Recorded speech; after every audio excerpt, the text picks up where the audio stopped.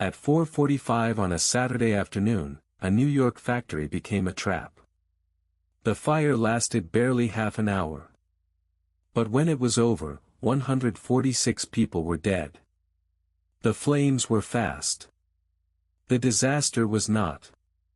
Its warning signs had been building for years, and one of them was a locked door. In 1911, the Triangle Waste Company occupied the top 3 floors of the Ash Building near Washington Square. It produced shirtwaists, a fashionable blouse worn by millions of American women. Inside, long rows of sewing machines filled crowded rooms. Fabric scraps collected beneath cutting tables. Paper patterns hung overhead.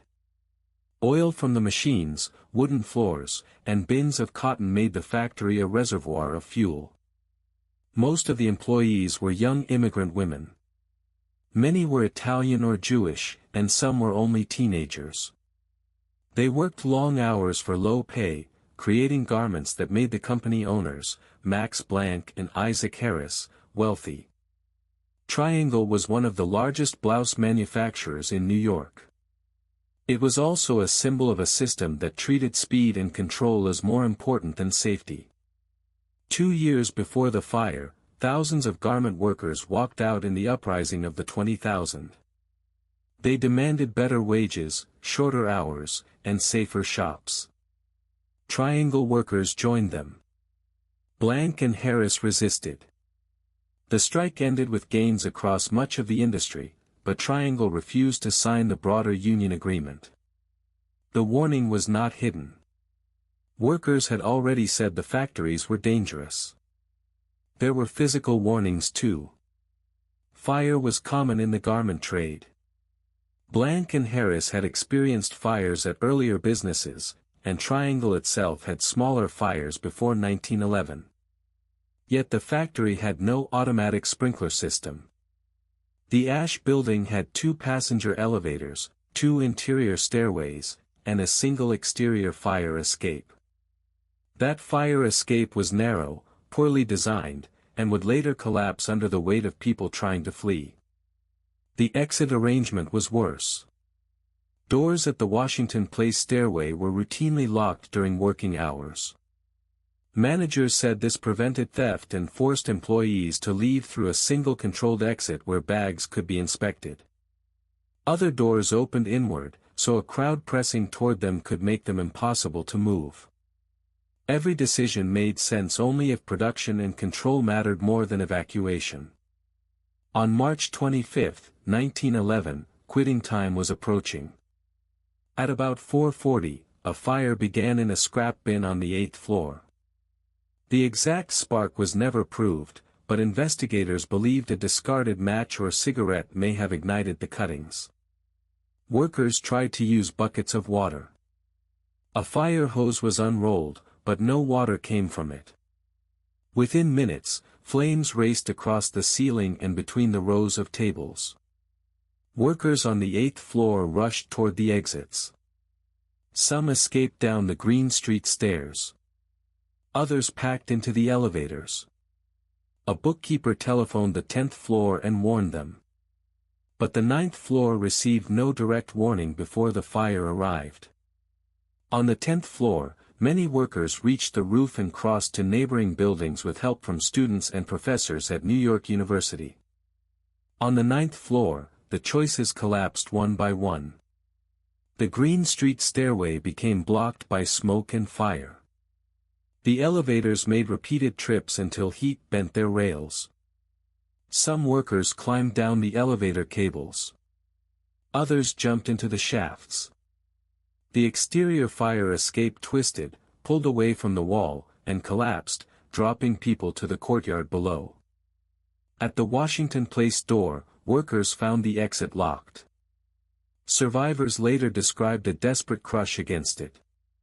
A key may have been carried by a foreman who had already escaped by another route.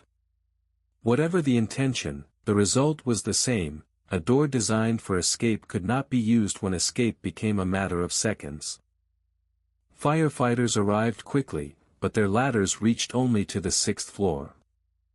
Their life nets tore under the force of bodies falling from nearly 100 feet. People in the street could see workers gathering at the windows as the fire closed behind them. The scene became so unbearable that newspapers struggled to describe it without turning tragedy into spectacle. The fire was under control in about 18 minutes. 146 workers died from fire, smoke, falls, or the collapse of the fire escape. Most were women and girls. The youngest victims were 14. The locked door became the central question in the criminal trial of Blank and Harris. Prosecutors argued that it had trapped workers. The defense attacked survivor testimony and argued there was reasonable doubt over whether the door was locked at the critical moment. The owners were acquitted of manslaughter. A later civil settlement paid families only a small amount for each life lost. But outside the courtroom, the public verdict was different. Hundreds of thousands joined a funeral procession and protest march. Reformers, labor organizers, and ordinary New Yorkers demanded that factories stop operating as fire traps. Frances Perkins witnessed the fire from the street. She later called it the day the New Deal began. The catastrophe helped drive her lifelong work on labor protections, and she eventually became the first woman to serve in a United States presidential cabinet. New York created the Factory Investigating Commission. Inspectors entered factories, documented blocked exits, overcrowding, poor ventilation, and missing fire protection, and pushed a wave of new laws. Rules were strengthened for sprinklers, fire drills, unlocked exits, outward opening doors, occupancy limits, and building inspections. These reforms became models for workplace safety across the country. The Triangle Fire is often remembered as the disaster that changed labor law. But that description can make the change sound automatic. It was not. Workers had warned employers.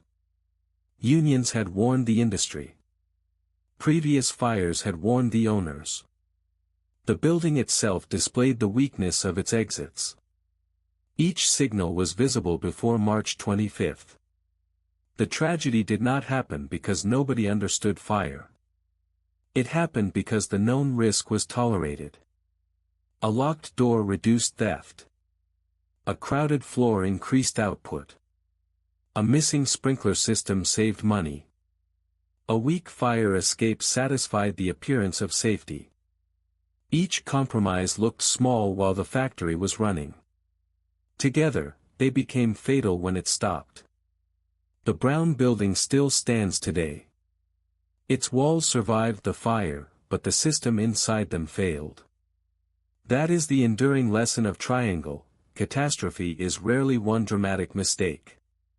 It is a chain of ordinary decisions that remain uncorrected because nothing has broken yet. Until it does. The warnings were there.